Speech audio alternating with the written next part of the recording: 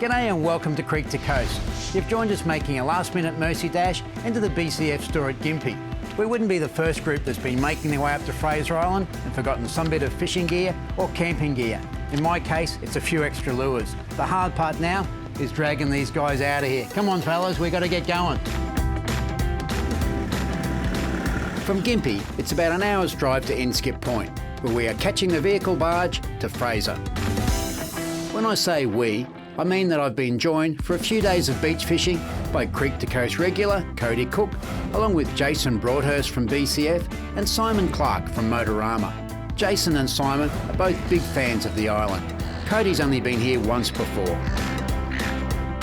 One of the first things you're going to need to do when going to Fraser Island is make sure you get your tyres down nice and low. So we're going to drop to about 18 psi, which makes for a really nice, comfortable drive along the beach.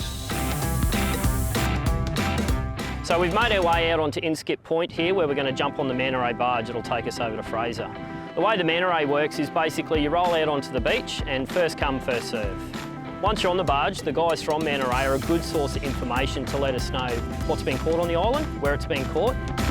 We've got Taylor over there everywhere at the moment. Taylor, yeah? They've been getting Taylor. A couple of good Spaniards have been caught off the beach too. So, Yeah, whereabouts?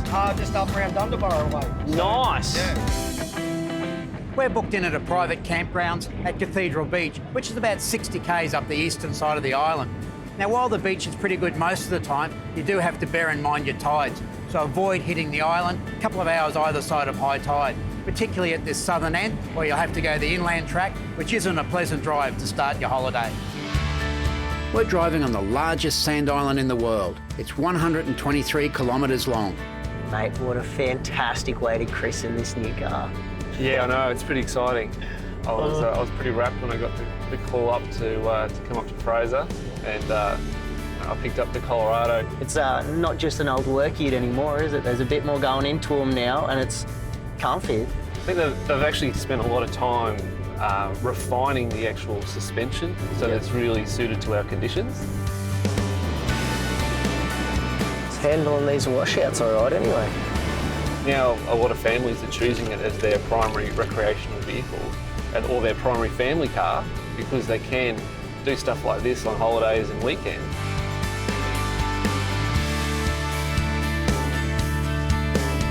Right, fellas, we're here. Sounds good. Get that camp up and the fishing gear out. Cathedrals on Fraser is well laid out, with all facilities that make camping a bit more comfortable. And it's inside a dingo-proof fence. Open her out and get it set up and see how big it is.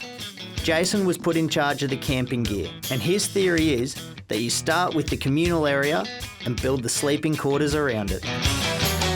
I'm used to just rolling out a swag, but Jace camps with all the bells and whistles. Pull him up. How's that, mate? That Done. is too easy. That is something unreal. And then grab your legs. What a 10. So it locks in. Instant up. So it's the Where does it get its name from? Centura. Instant up. It's no different than a remote control on a TV. We just don't read the instructions. You put it up, and if you fail, then you ask your wife to do it.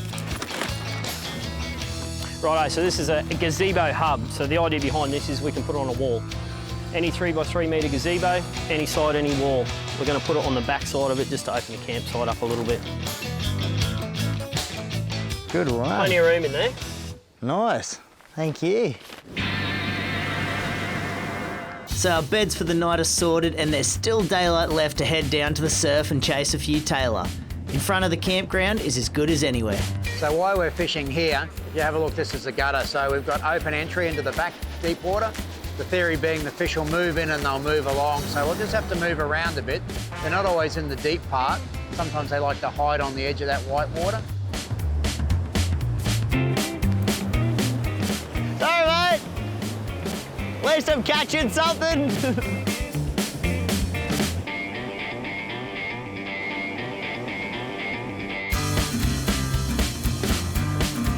There we go, not a bad start. Second cast, first fish. So that's what they call a chopper, Cody, because they chase along behind the bait and they chop at the tail. This one's fighting a bit better. He just hit it closer, bit better fish. We had a good start to the Arvo, didn't we? Yeah, it was good. It took a bit, but I got my cast under control now. First afternoon adrenaline rush out the way. Yep, We're going to have something to eat and give it another hit tomorrow, eh? sounds good.